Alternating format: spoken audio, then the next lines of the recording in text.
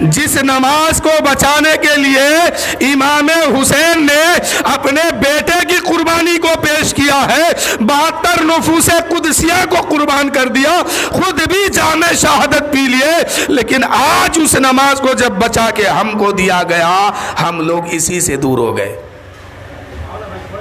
جس اسلام کو، جس شریعت کو، جس قانون کو بچا کر کے کربلا کے میدان میں ہم تک پہنچایا گیا ہے، آج امت، ہم لوگ جو ہے امت مسلمہ اس سے غافل ہے۔ خدا فرماتا ہے، رسول پاک کی حدیث ہے اس میں کہ میدان محشر میں سب سے پہلا سوال جو ہوگا وہ یہ ہوگا کہ کتنی نماز کس دن کہاں پڑھ کے آئے ہو دکھاؤ۔ اگر اس میں پاس ہو گیا، اس انسان کے لیے اب آگے کی منزل خیر ہی خیر ہے، انسان پاس ہونے کی اب وہ امید کر لیا۔ اور جو اس میں فیل ہو گیا، اب آگے کی منزل اس کے لیے بربادی ہے۔ نماز میں جو فیل ہو جائے گا وہاں پھر سمجھو کہ دوزخ کی طرف اس کو جانا ہوگا۔ اور ایک ایک نماز کے بارے میں جو چھوٹ گئی ہے، اگر قضا پڑھ کے ادا نہیں کیا تو ایک ایک نماز کے بارے میں آقا فرماتے ہیں کہ کروڑوں کروڑوں سال تک دوزخ میں جلایا جائے گا۔ نماز بہت قیمتی ہے، یہ عبادت اللہ کو منانے کا سب سے آسان طریقہ ہے، نماز پڑھیے۔ اور نماز کبھی بھی کسی بھی صورت میں کسی پر معاف نہیں ہے، قضا پڑھ کے ادا کیجئے، اور جو چھوٹ گئی ہے اس کو پڑھنا ہوگا۔ اگر نہیں پڑھتے ہیں، جان بوجھ کر کے اگر کوئی نماز چھوڑ دیتا ہے اور قضا پڑھ کے ادا نہیں کرتا ہے تو میدان محشر میں ایک ایک نماز کے بارے میں جب حساب ہوگا تو انسان کو دوزخ میں جب ڈالا جائے گا، بے نمازیوں کو، تو اس کو کروڑوں کروڑوں سال ایک وقت کی نماز کے بارے میں جلنا ہوگا۔ اور وہ نقشہ میدان محشر کا ایسا ہے، نہ باپ بیٹے کا کام آئے گا، نہ ماں بیٹی کی کام آئے گی۔ دماغ ایسا کھولے گا جیسے کڑھائی میں تیل جوش مارتا ہے، ایسے عالم میں نہ ماں بیٹی کی ہوگی نہ باپ بیٹے کے ہوں گے، کوئی کسی کا نہیں ہوگا، سب اپنے اپنے اعمال کے ذمہ دار ہوں گے، اور اللہ کی عدالت میں سب کو کھڑا کیا جائے گا۔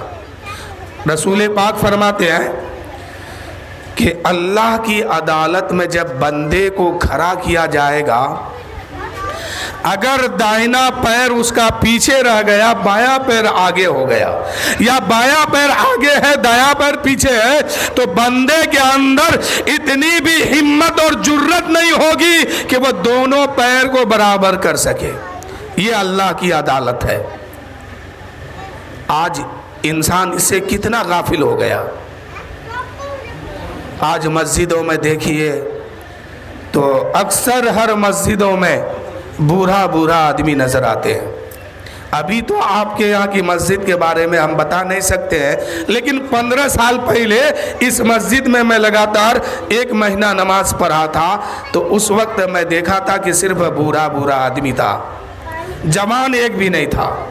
ہمارے نوجوان نمازوں سے کوشوں دور ہو گیا، 40 سال کا بڈھا ہو گیا ہے لیکن نماز نہیں پڑھتے ہیں، جس کام کے لیے اس کو بھیجا گیا تھا وہی کام وہ نہیں کر پا رہے۔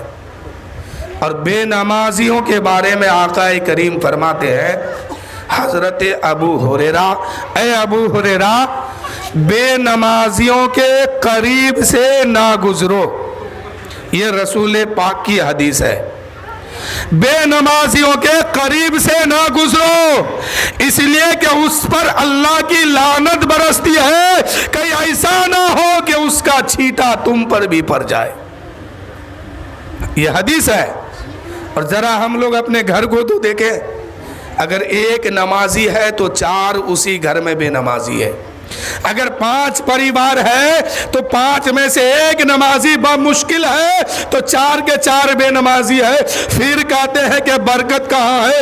اے میرے دوستو، اپنا معاملہ اللہ پر چھوڑ دو اور اللہ کی عبادت کے لیے اپنا سر سجدے میں رکھ دو، پھر دیکھو کہ گھر میں برکت کیسے ہوتی ہے۔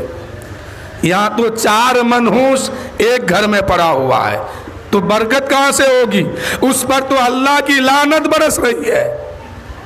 इसलिए मेरे भाइयों, मैं कहता हूँ नमाज पढ़ो। बेनमाजी ना तो दुनिया में सुकून है, ना कब्र में सुकून है, ना मैदान माशर में सुकून है। आखिर में इसको दोज़ख में जाके जलना होगा।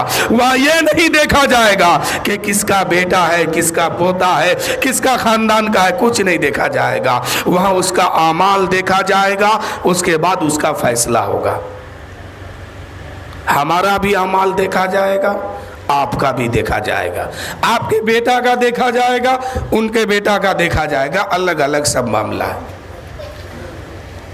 एक आदमी को मैंने रमज़ान शरीफ में इसी साल नमाज पढ़ने को कहा।